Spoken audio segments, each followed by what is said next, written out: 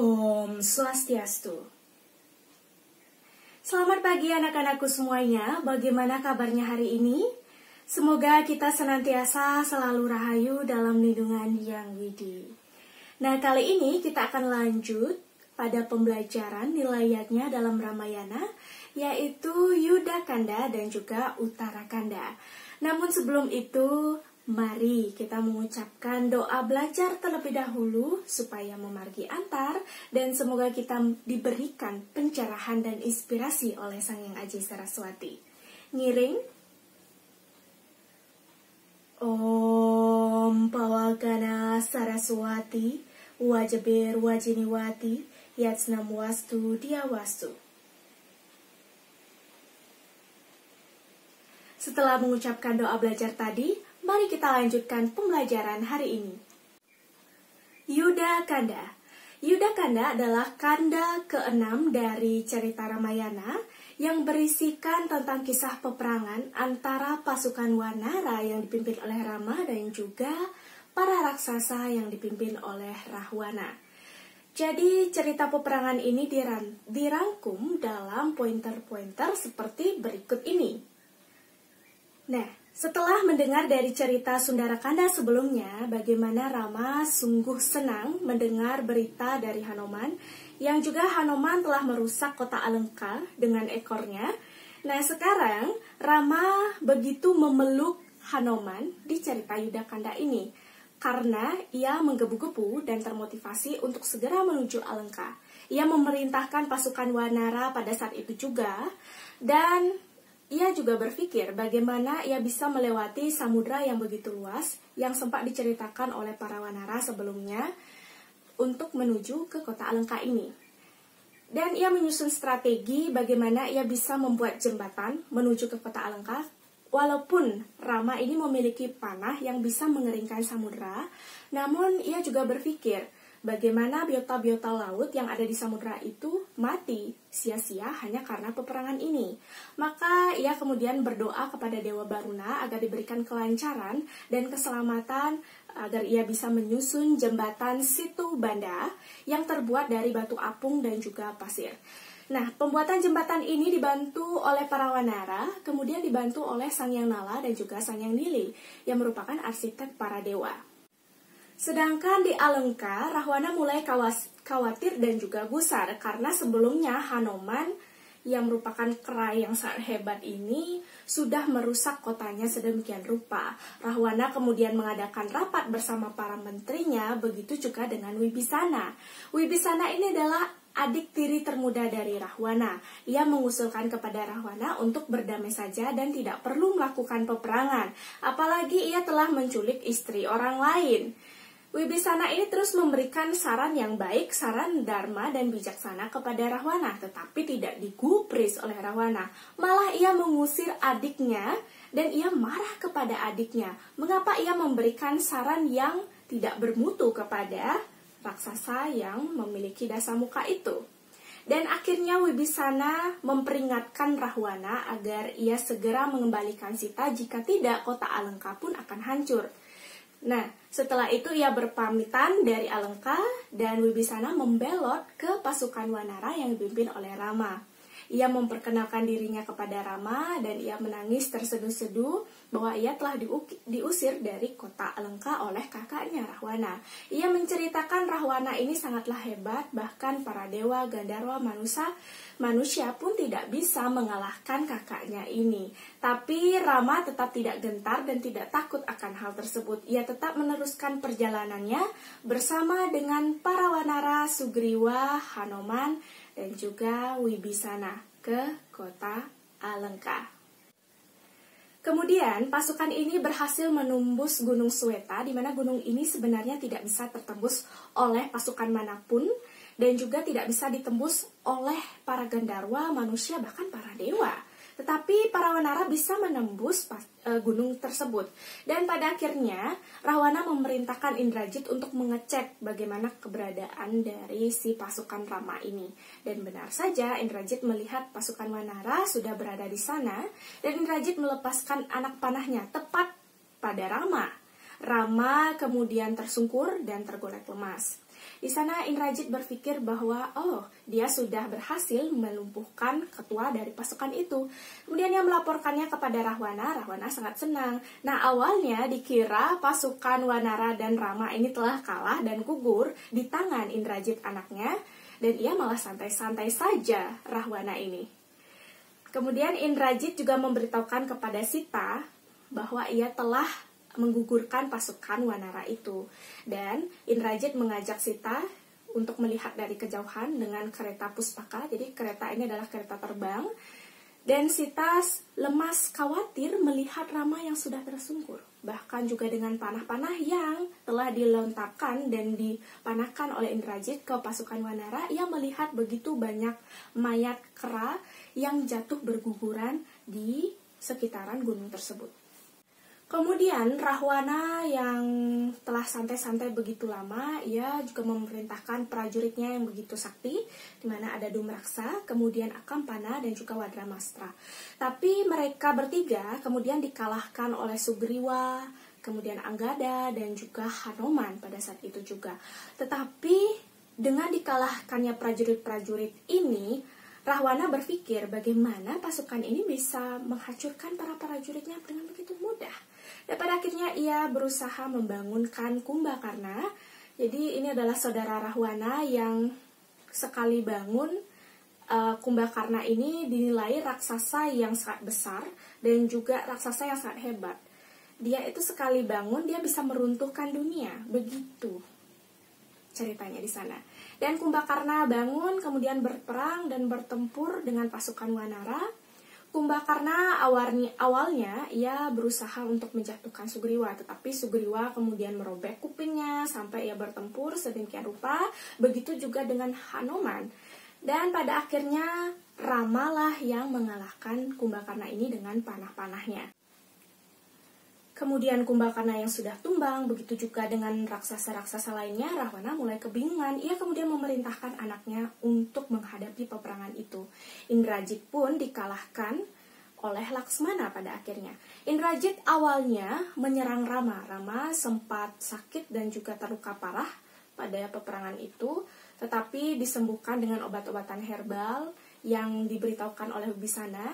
Kemudian Indrajit dikalahkan oleh Laksmana dengan cara Laksmana berdoa kepada para dewa. Salah satunya adalah Dewa Indra, di mana ia berdoa semoga ia bisa menjatuhkan Indrajit anak Rahwana ini. Dan betul saja dengan panah yang ia lepaskan, panah Indra yang ia lepaskan, Indrajit kemudian kalah dan juga tumbang. Rahwana akhirnya murka dan marah besar. Dan Rahwana sendiri menghadapi pasukan Wanara yang masih tersisa dan juga Rama dan Laksmana. Begitu juga dengan Sugriwa dan Hanoman.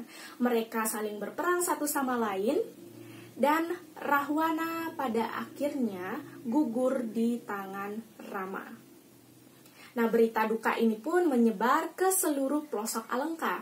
Istri-istrinya pun sungguh kecewa dengan keadaan tersebut dan bersedih hati karena sebelumnya Rahwana dan Rama sudah berperang selama 7 hari 7 malam. Begitu lamanya, bukan?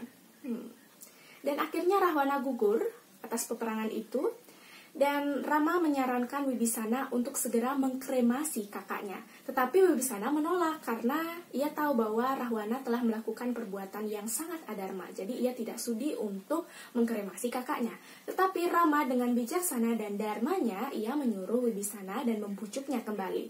Wibisana mengiyakan dan pada akhirnya di kota Alengka yang sungguh bersedih hati ditemani oleh para raksasi dan juga para raksasa yang tersisa, Rahwana terbakar oleh kayu-kayu yang sudah dipersiapkan di sana, dengan cendana yang sudah dipersiapkan di sana dan disaksikan oleh seluruh rakyat Alengka.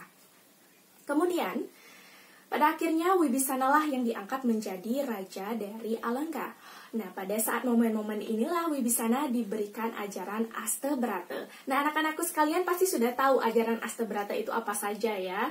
Ya, 8 sifat kepemimpinan para dewa yang mesti dimiliki oleh seorang pemimpin. Inilah yang diajarkan oleh Rama kepada Wibisana. Dan kemudian Wibisana menyerahkan Sita kembali kepada Rama. Rama kemudian berpikir dan mulai bimbang karena di satu sisi ia berpikir bahwa Sita ini adalah orang yang sangat ia cintai dan ia ingin segera memeluknya. Di satu sisi ia berpikir bagaimana dengan desas-desus yang akan terjadi dan skandal yang terjadi bahwa Sita sebelumnya sempat diculik oleh Rahwana. Bisa saja Sita sempat diapa-apakan oleh Rahwana, tetapi ia percaya sebenarnya kepada Sita.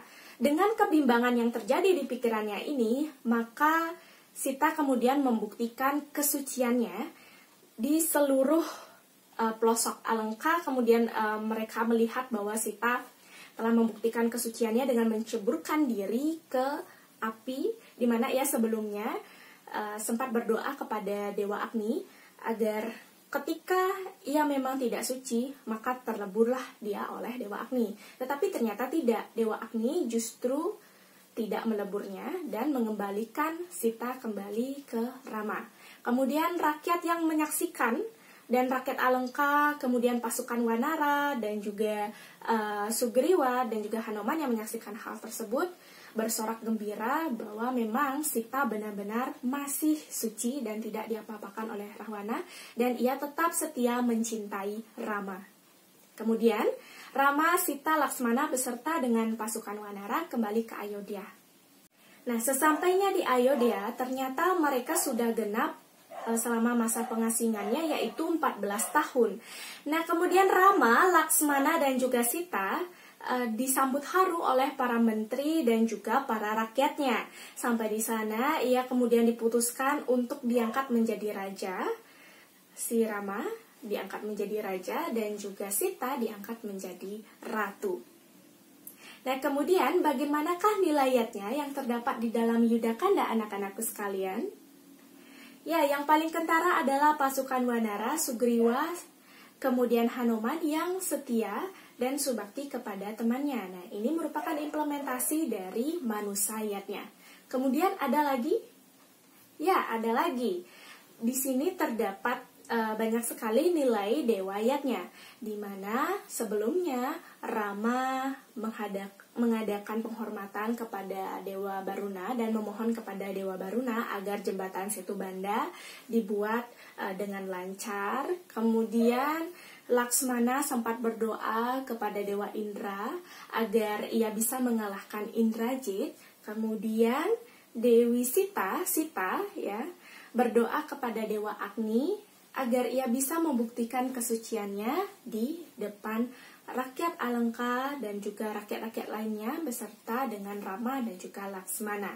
Nah, itu nilai dewayatnya. Apakah ada nilai pitrayatnya, anak-anakku? Ya, tentunya ada. Yaitu dimana ketika terjadi kekalahan di pihak Rahwana dan Rahwana kalah, dan pada akhirnya Rahwana dikremasi oleh rakyat Alengka, begitu juga dengan Wibisana dan istri-istrinya. Nah, itu tadi nilayatnya di dalam cerita Yudakanda. Bagaimana? Kita akan lanjutkan ke Uttarakanda. Selanjutnya, Uttarakanda. Uttarakanda ini adalah bagian terakhir dari cerita Ramayana, yaitu kanda ke-7 dari cerita Ramayana. Nah, bagaimana poin-poinnya? Mari kita simak ya. Jadi, setelah Rama diangkat menjadi raja, masih saja ia memikirkan desas-desus yang terjadi di masyarakat Ayodhya. Karena ia sempat mengkonfirmasi kepada para bawahannya, begitu banyak masyarakat yang membicarakan Sita yang sebelumnya sempat diculik oleh Rahwana. Dan bisa saja skandal-skandal dan rumor-rumor ini bisa menghancurkan wibawanya sebagai seorang raja. Gitu. Dan sempat Sita meminta kepada Rama untuk mengantarkannya ke tepi Sungai Gangga dan ia ingin mengadakan pemujaan di sana. Nah, dengan permintaan Sita tersebut, maka Rama memikirkan hal yang tidak pernah dipikirkan sebelumnya. Ia ingin mengasingkan Sita kembali ke hutan untuk menghilangkan desas-desus yang terjadi di masyarakat tersebut. Dan pada akhirnya Rama memerintahkan Laksmana untuk mengantarkan Sita ke tepi Sungai Gangga dan meninggalkannya di sana, karena di tepi Sungai Gangga itu terdapat pesraman Walmiki, yang dimana pesraman Walmiki itu pastinya bisa menerima Sita dan membawa Sita ke sana begitu dan mendidik Sita di sana. Kemudian Laksmana menolak akan hal tersebut. Bagaimana Rama bisa berada di posisi raja sedangkan ia tidak memiliki ratu dan bahkan ia sudah bersusah payah untuk mendapatkan Sita kembali dari Alengka. Bahkan ia telah dikalahkan oleh pikiran masyarakatnya tersendiri. Dan pada akhirnya Laksmana dengan subaktinya kepada Rama dan sangat berat hati ia berkaca-kaca mengantarkan Sita. Sita tidak tahu bahwa ia akan diasingkan kembali.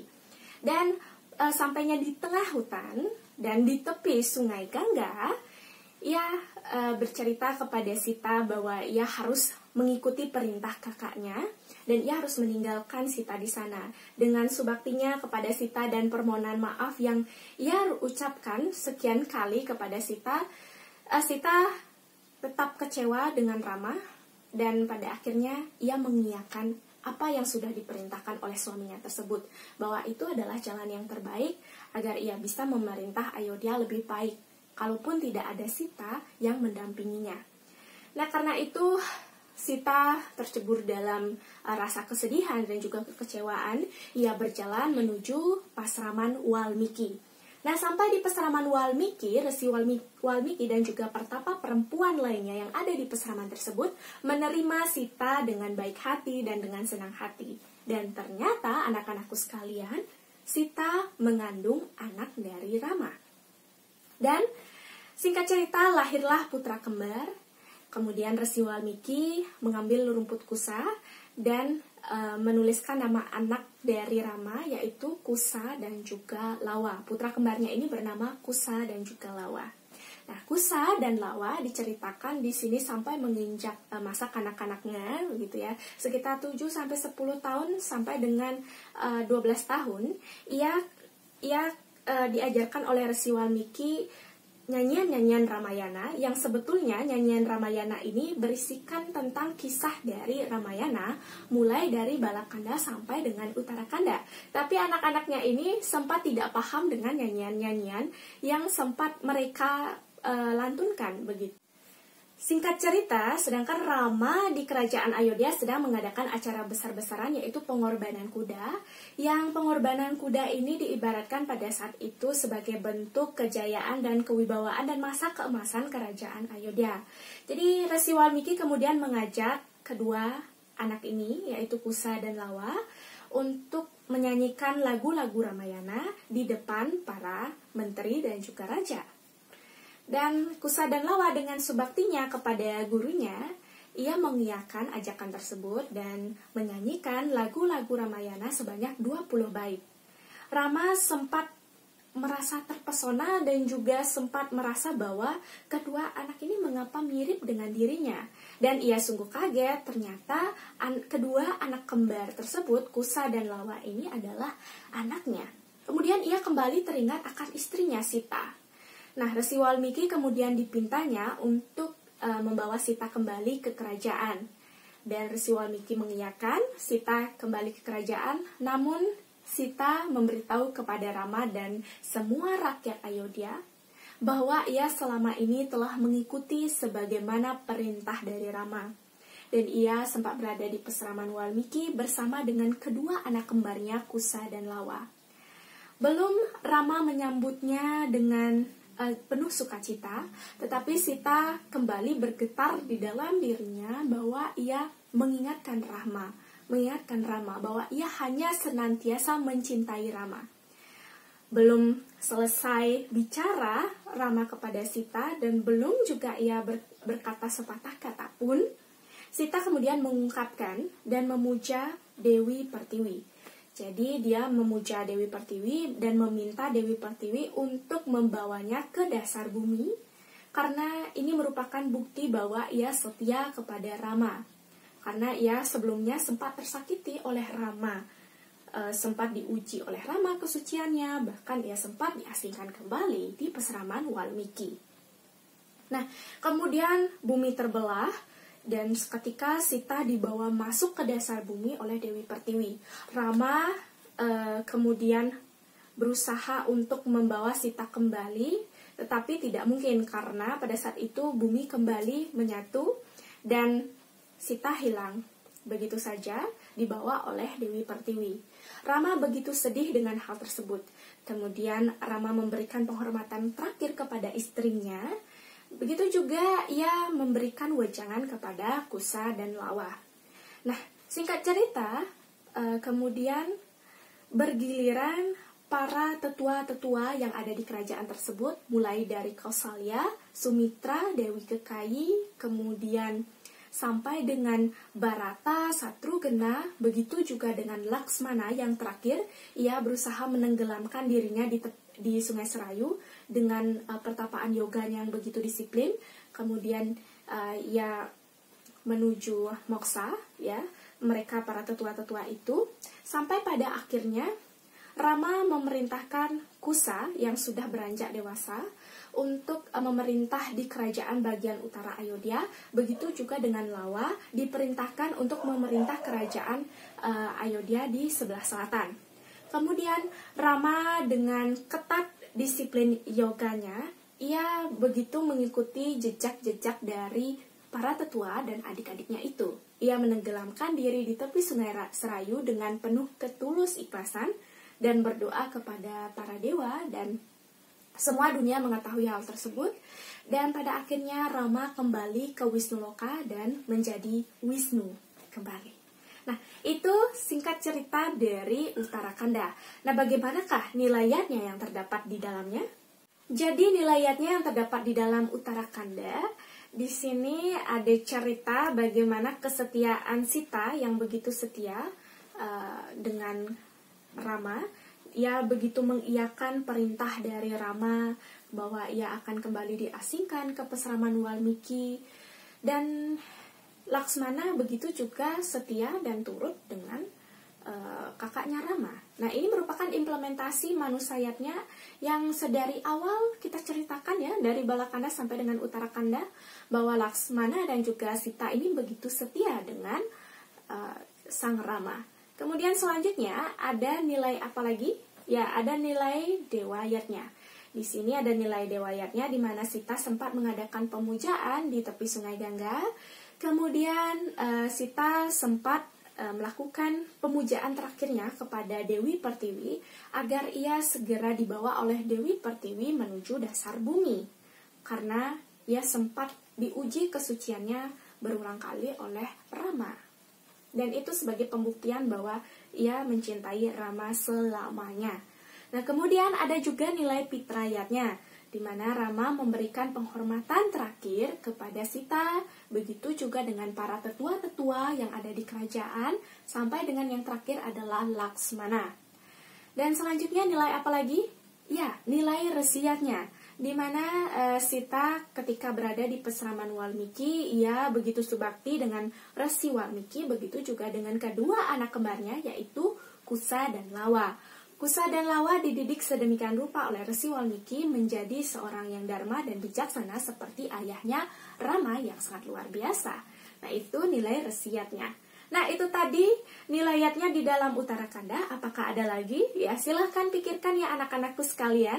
Nah, section ini memberikan refleksi bagi diri kita bahwa cerita Ramayana ini begitu memberi inspirasi bagi diri kita sebagai umat Hindu, dan memberikan penyadaran bagi diri kita sebagai umat Hindu bahwa kenyataan-kenyataan yang kita hadapi di dunia sekarang ini layaknya cerita Ramayana, ya. Nah, silahkan pikirkan ya anak-anakku sekalian bagaimana refleksinya. Mulai dari Balakanda, Ayodhya Kanda, Aranyaka Kanda, Kiskindha Kanda, Sundara Kanda, Yuda Kanda, Uttarakanda. Pertempuran yang terjadi, kemudian bagaimana penghormatan kepada para dewa yang begitu ketat dan disiplin dengan yoganya, yang ditunjukkan oleh sekelompok Rama, Laksmana, Sita, dan juga para wanara, Hanuman, Sugriwa, begitu ketatnya mereka setia juga dengan Rama, dan begitu pertempuran yang terjadi di antara Rahwana, para raksasa, sampai dengan bagaimana cara mendapatkan Sita kembali, ini seakan-akan menjadi gambaran awal dan juga gambaran akhir bagi kita semua bahwa di dunia ini ada sifat Daywi Sampat dan juga Asuri Sampat, sifat-sifat kedewataan yang ada di dalam diri kita dan juga sifat-sifat keraksasaan yang ada di dalam diri kita. Inilah yang bertempur satu sama lain, layaknya pertempuran yang terjadi di dalam Yuda Kanda. Nah, begitu juga pertempuran yang terjadi di dalam diri kita, bagaimana sifat adharma berusaha untuk menguasai sifat dharma yang ada dalam diri ini, sehingga kadang-kadang kita terlena, bahkan kadang-kadang kita terlena berperan menjadi rahwana, bahkan kita kadang-kadang terlena berperan menjadi seorang surpanaka, berperan menjadi seorang wibisana yang bijaksana walaupun dengan kondisi fisiknya seperti raksasa, kemudian begitu bijaksana seperti Raja Dasarata namun dikalahkan oleh keinginan dari Kekayi dan begitu terhasutnya pikiran Kekayi oleh seorang pembantu yang bernama Mantara. Itulah peran-peran yang seakan kita tidak sadari selama ini yang kita lakoni, dan itulah peran-peran yang selama ini kadang kita sempat perankan sebagai seorang manusia. Nah, manusia tanhana wong sastenulus yang tidak pernah sempurna adanya karena kita dibatasi oleh badan kasar, kemudian badan halus, sampai dengan badan penyebab kita. Inilah yang memberikan unsur-unsur maya, unsur-unsur materi yang kita tidak bisa terlepas dari hal tersebut. Nah, bagaimana cara kita menyikapinya?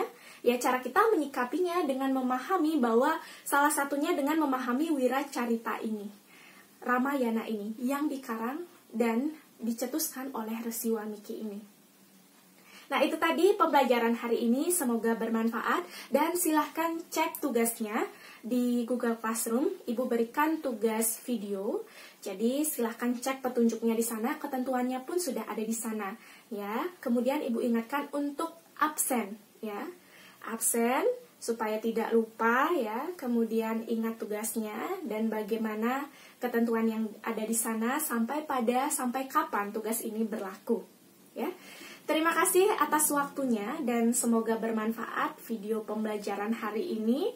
Dan Ibu ucapkan suksema banget kepada anak-anak Ibu yang sudah menyimak video pembelajaran ini sampai akhir dan mengikuti pembelajaran dengan baik, dengan bahagia dan tulus mengikuti pembelajaran ini dan menjalankan swadharmanya sebagai sisya. Dan semoga kita selalu damai dan selalu rahayu dalam lindungan Yang Widi dengan mengucapkan salam para mesanti.